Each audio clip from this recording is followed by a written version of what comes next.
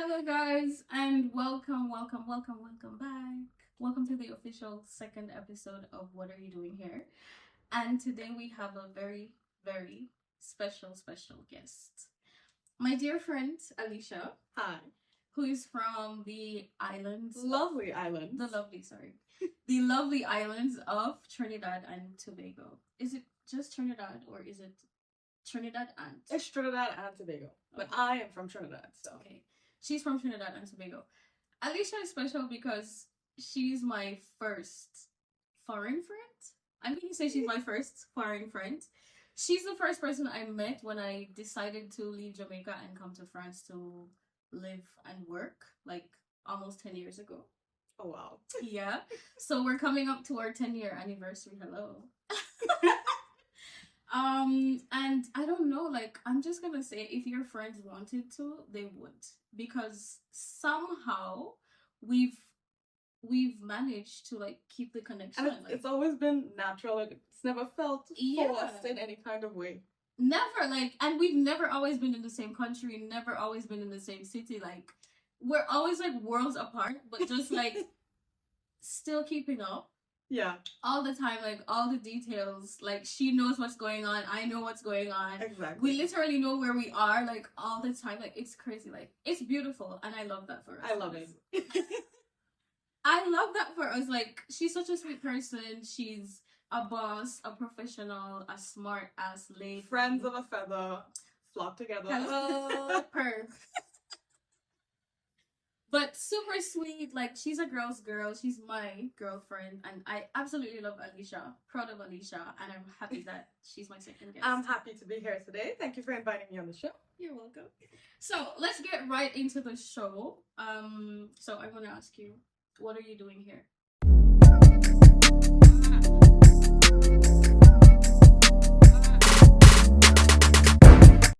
We're in France, by the way. Yeah.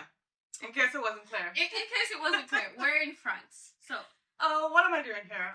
Good question. I think I initially came. mm-hmm. So when we met each other in Lille, I initially came to improve my French. Yes. I was doing a degree in French and Spanish, and my Spanish was better than my French. Yes. But for some reason, I always loved French. Never imagined myself in France. Yeah. But I had some great university lecturers that like always pushed me. Mr. Jean. I had the same. Yeah. Oh my god. And they were the ones who were like, because I didn't feel like if I was ready, they were the ones who were like, you're never going to be ready. Yeah.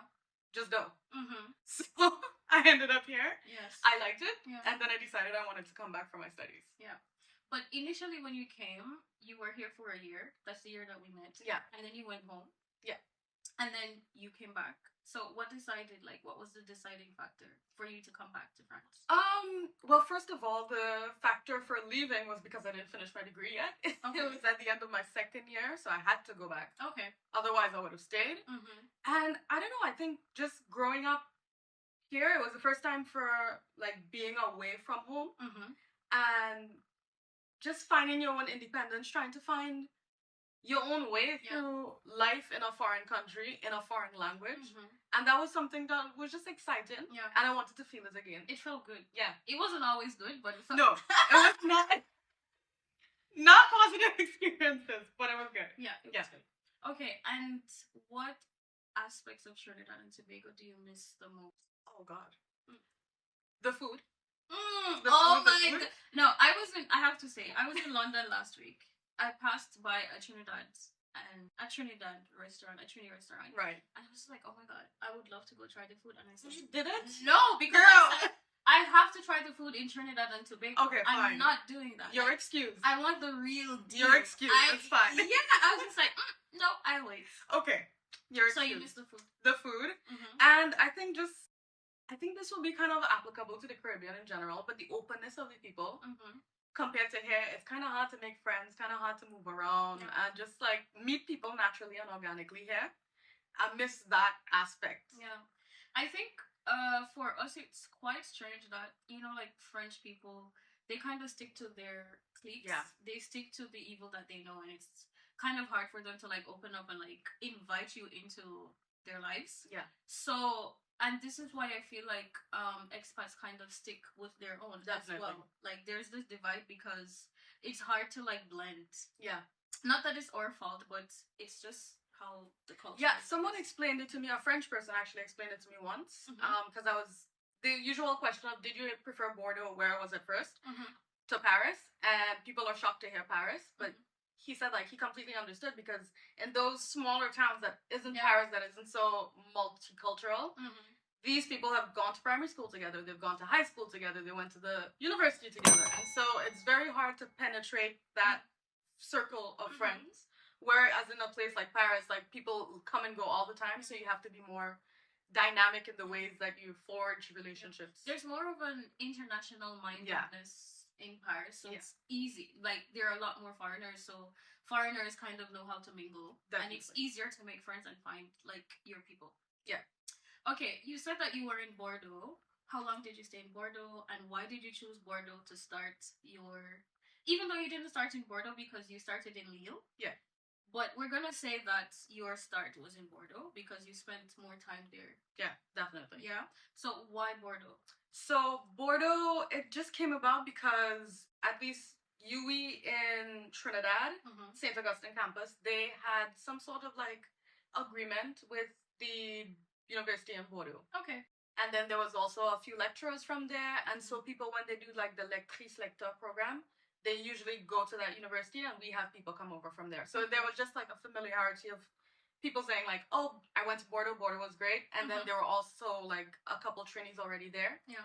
So that's why I chose it. It wasn't because of the city or anything. And did you have the same experience? The Bordeaux was great experience. Bordeaux was nice. Okay. I don't know. I wouldn't say anywhere in France was great, but it was nice. It was developmental. Okay. But yeah. Okay. I did actually visit Alisha in Bordeaux. It was nice. Like, yeah. Countryside nice, I think. It's a lot slower than Paris's. But people like it, I guess. Yeah. People... It's pretty. It's really nice. And it's the wine city. So yeah. If you are into wines, then you could visit Bordeaux for sure. Rent a car though. Yeah. Some bad memories She's there. Right. She's right. Okay. Have you experienced any culture shock in France? If so, like, what was the most impactful, I would say, culture shock? Like, the one that really shook you? Shook me? Yes. I don't know. I think I did quite a lot of research before coming to France, so there wasn't much that shook me. Yeah. There was a trivial thing, though, I would say in Lille, with people putting, like, bread and food on, like, the table. That... And like not in a plate, like on a table, like then wipe the table down, just on the table. Just on the table. Yeah. And leaving it on the table. Yeah. To live on the table. That wasn't... I mean, I've gotten accustomed. Yeah. But no. That was also a shock. Yeah. Like, yeah, let's leave it right here. Okay. Are there any traditions or customs from your home country that you still practice here? Not that much. I would say every Christmas morning I do have to play some parang. What's parang? Parang is like Trini Christmas music. Okay. Yeah. Never heard it. Yeah. You should introduce me. Hello. I don't think it would be... You don't even like soca. I don't think you would like parang. Oh my god.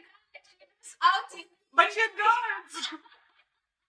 You can have different levels. If you didn't pass the soca level, I can't really take it to the parang level. I'm like 200% Jamaican, and Jamaicans are strictly dancehall, strictly reggae. I'm not the Jamaicans I met, but okay. I'm not ashamed. Okay? But I want to hear parang. Okay. I would love to hear it. I'll play it for you. Oh, nice. So that's your little Christmas tradition? Yeah. Oh, that's sweet. That's it. Okay. Okay, my next question is, how did you go about building a community of friends here? Oh, wow. So again, as you said, foreigners tend to stick together, so we just naturally ended up in a lot of groups together from my master's program. And also, I lived in the Crous, so that's like university housing. So I did have roommates. Yeah. We were just sharing a kitchen, but I did have roommates, and that's how I kind of like built off that community, like just this friend and knowing this friend of a friend and knowing this friend of a friend. And even the friends I have here in Paris, it's friends from you mainly. Yeah. So yeah, it's always that friend of a friend of a friend of a friend connection. And even the way that we met, it was like in an international setting. Yeah. just foreigners who came to teach English in France. It was easy. Yeah, it was. Okay. How has being an immigrant or an expat shaped your career path? It has its advantages and it has its disadvantages. So, at least when I first came, English was a big advantage. I feel like less now, Yeah. but it was a big advantage. And then also the fact that, you know, you have foreign experience, but the foreign experience is here in France. So they know that you're already comfortable with the dynamics of French culture. So that was the advantages. Disadvantages, I would say you could end up in a place that is kind of racist. And the worst type of racist is the people that don't know they're racist. Yeah. So that's where I'd say, so like I ended up in a place once where they were checking my English with a French girl who went to England for 1 month. No. You know, so things like that. The and disrespect. Wow. Yeah. And they wouldn't see it as a racist thing, but yeah. So because she was white, I'm gonna say. Yeah. And she went to an English-speaking country For like a month. She must know better than you. Of course. So she was checking my English. So yeah. I don't know how I would have reacted in a setting like that. Like, thankfully, COVID came. That's all I can say. Wow. Oh my god. Yeah. People really need to be mindful. I don't know that a lot of people are mindful when they speak, when they hire people, when they interact with people who have their credentials, have their experience. You literally hired me for something, Exactly. but you don't really want me to be here. It's kind of like a joke. Yeah. So I'm really sorry that you went through that. That's shitty. That's life. It happens. It Yeah. happens. Yeah, and that's life in a foreign country as an expat. So. Yep. Okay. Okay. How do you deal with homesickness or being alone here? Because it can get lonely here. Like, It can. especially in Paris. Even though we're like surrounded with millions and millions of people, we get lonely. Yeah. Okay? We get lonely. So how do you deal with it? So I think France has changed me a lot. I used to be a social butterfly, but now I actually enjoy Being alone? being alone. Really? But there are moments, of course, that like you get lonely. I speak to my parents and my family just generally a lot, almost every day. So there's that helps. Yeah. But then if not, like I'll go sleep over by you. I'll go out and do something. There are so many things to do that you could forget that there's so many things to do. Yeah. So you just have to like go out, especially when the sun is out. Yeah. Yeah. It's the most wonderful time of the year. It's not Christmas. It's actually spring, summer. Like, oh my god. Yeah. The sun. I've never appreciated the sun this much before. You have to live it to understand. And I Yeah. think that we just had a really rough winter.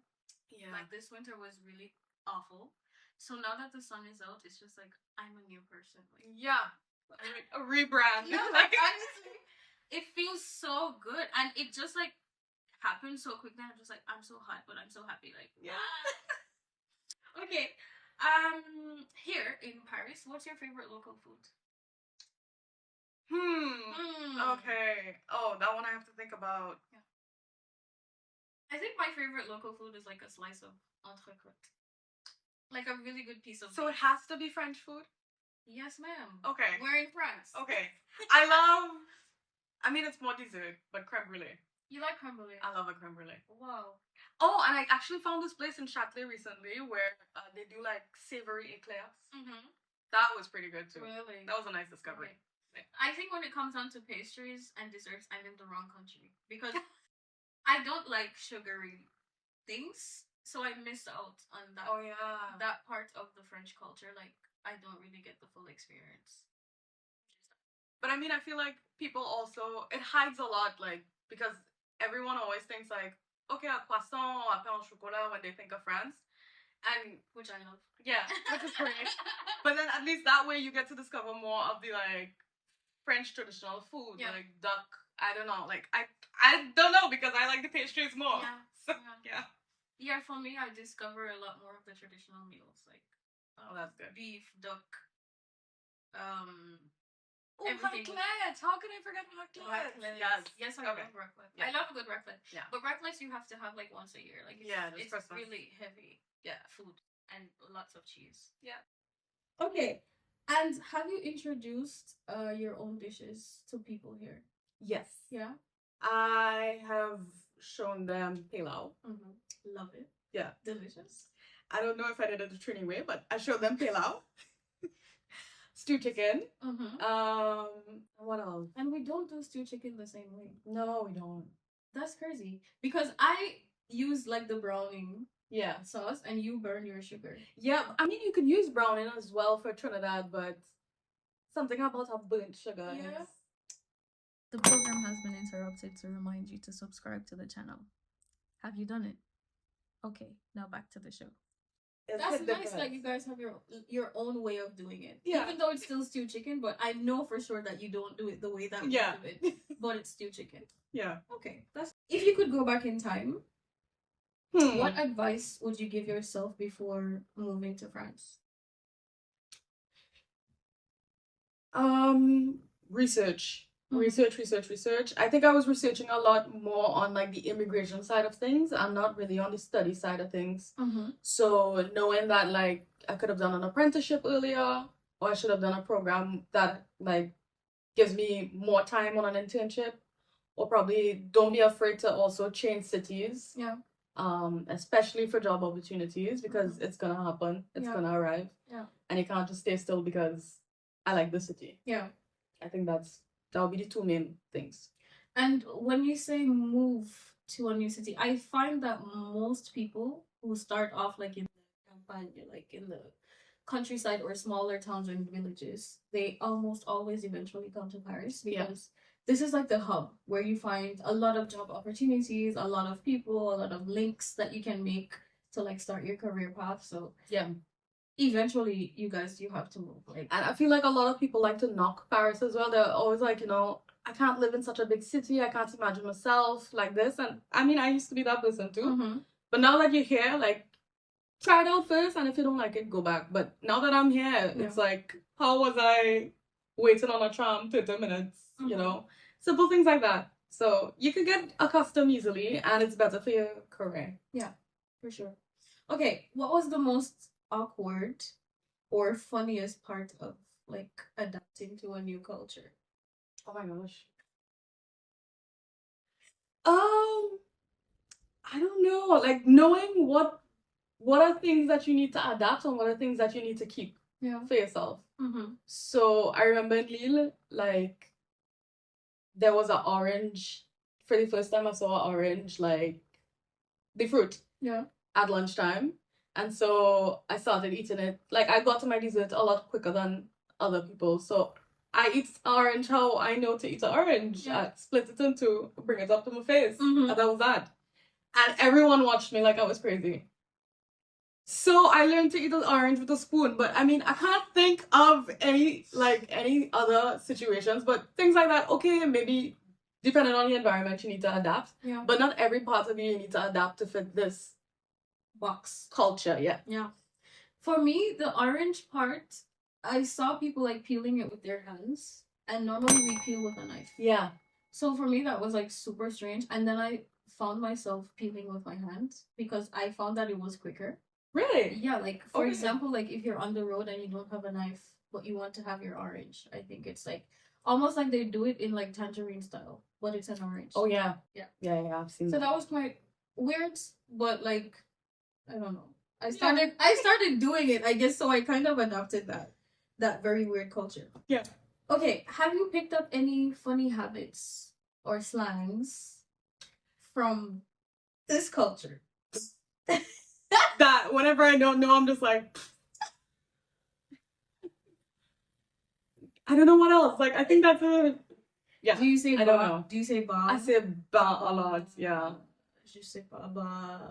Yeah. But so, even when I still go back to Trinidad and I don't know, like I'll be like, and then I have to explain like, oh sorry, that means I don't know. Yeah. And ba is like yeah. It's like you're thinking, but you just make sounds instead of using your words. So you say ba. Yeah. Exactly. That's funny. What was the hardest part for you in starting over in a new place, in a new country, in a new city? Like even when you moved from Bordeaux to Paris, like what would you say was the hardest part? Border to Paris wasn't that hard because I already had a community here in Paris. I think Trinidad to Border would have been the hardest part, where it's like you have to be okay with that friends will move on without you. Life goes on even if you're not there, and you're gonna miss certain things, and you just try your best to be there for people you can be there for, Yeah. and otherwise you let people go who need to go. And Yeah. I think it's just part of adulthood as well, not just moving countries, but I guess it gets accentuated even more when you move countries. It's a little like twice as hard. Yeah. It's twice as hard. And as fast. It's fast. It's twice as hard because you're not there. It's Yeah. almost like you're on another planet. Like not even. Sometimes it's like you feel like you're not even on the same planet. Yeah. Like even with like perspectives changing and then like just different ways of living. Mm-hmm. Certain things you try to explain to people and they wouldn't explain it. They wouldn't understand it the same way as you have now come to understand the situation. Yeah. So you just feel like the divide just gets a lot bigger. And it happens naturally. Like there's no stopping it. Yeah. I feel like the quicker we accept it as well, it helps. The easier Yeah. life is. Like we can quickly move on to other things, other people, other relationships, other friendships. Right. And the friendships that matter, they would stay. Yeah. As you said, like look For at sure. us. So for sure. If they wanted to, honey, they will. They will. So yeah, like worrying about who's gonna stay and who's gonna go. No. Just let whoever wants to go and whoever's staying will stay. Okay. Do you feel more connected to your roots after moving? Or has your like perspective shifted? Do you see like the way Trinidadians do things? Do you see them in a different light? Or do you feel like we're right, Trinidadians are right for doing this? Or I appreciate my culture more, of course. But I see that we're not that different. Yeah. Like even administrative processes and stuff, people would be like, "Oh, you in France, you live in a big life, things nice for you and whatever." And it's like, no, things just are slow here. You have the same amount of headache. Yeah. And there are certain things that they are better, but for most part, people are the same. They like the same drama. Yeah. They act the same way. You just see that like where there are differences, but I think I just noticed more that we're very much same. So if that answers your question. Yeah. And do you feel like, oh my god, I love this about us as Trinidadians after living in France and seeing how the French way of doing things? Yeah, I realized that we're really happy as a people. Jamaicans too. Yeah. For sure. It's It a could be the Caribbean sun. thing. I Yeah. think it's a Caribbean thing. Yeah. It could be the sun. It could be that fact. Yeah. Like we have sun all year round and Exactly. beautiful beaches and So I think it's just that like I appreciate how happy we are and how we don't let things get us down as much. But as we said, it could be the weather. It could be the weather. It could be the weather. Okay. So we're coming down to the end. Okay. What message would you like to give to encourage a Trinidadian or Tobagan who is thinking about coming to France or just moving to another country where the language is not the same, the culture is not the same? What would you say to them? The same thing my teachers told me. I think that's the advice I've given throughout the years for people as well who look to do that, where it's like you're never going to be ready. Yeah. And not just for moving countries, but just in life in general, you're never going to be ready. Just take the step. Do it now. Yeah. If you don't like it, it's not the end of the world. Come back. You have different options, but you're never going to be ready. So just go. Do it. Just do it. Just do it. Like Mike. Yeah. I just want to say... No brand sponsorship. I just want to say that teachers are so important. Good teachers. Good teachers who encourage, who uplift, who take the time out of their busy lives, because I know I'm still teaching. We're busy. teachers who care to lead and guide their students, no matter what age they are. Oh my God, we love you. I love you so Appreciate much. you, honestly. Yeah, Big up. Big up our lecturers who encouraged us, definitely. who pushed us. Oh my God. Even then, when we didn't think it was possible. I'm getting teary-eyed. Oh.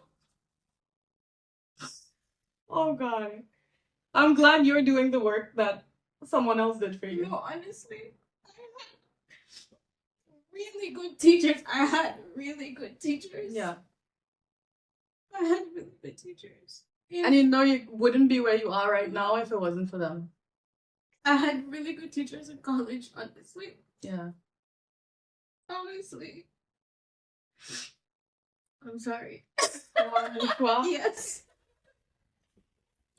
here you go. Honestly, like, it's so important. It's so important. It is. Like teachers don't know you can change people's lives. And this is just one out of how many students passing through every single year. Like, it's so important, and I'm so grateful. Like, honestly, Yeah. and I hope that I can be that for somebody. Like, I'm sure you are. I'm pretty sure you are. I hope so one day.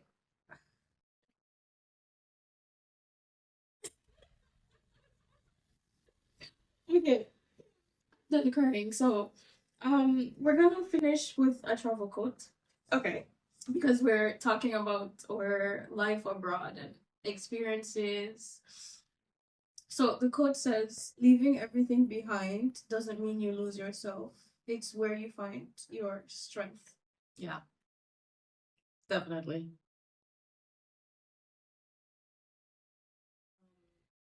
I think also when we left and we decided to leave everything behind, that was such a critical age of coming into adulthood as well. So that is where you find your strength. Just generally in the transitions through life, you do find your strength and you discover who you are. But Especially even more so, in a country like France. yeah. Wow. You figure out things pretty quickly. Yes. Like, I don't like this. There was like, I thought like, oh, that would never happen to me. Never say never. Yeah. Never say never. You learn so much about yourself. Yeah. And in that, yeah, there's a beauty and a strength to it. Yeah. So, completely. I do agree.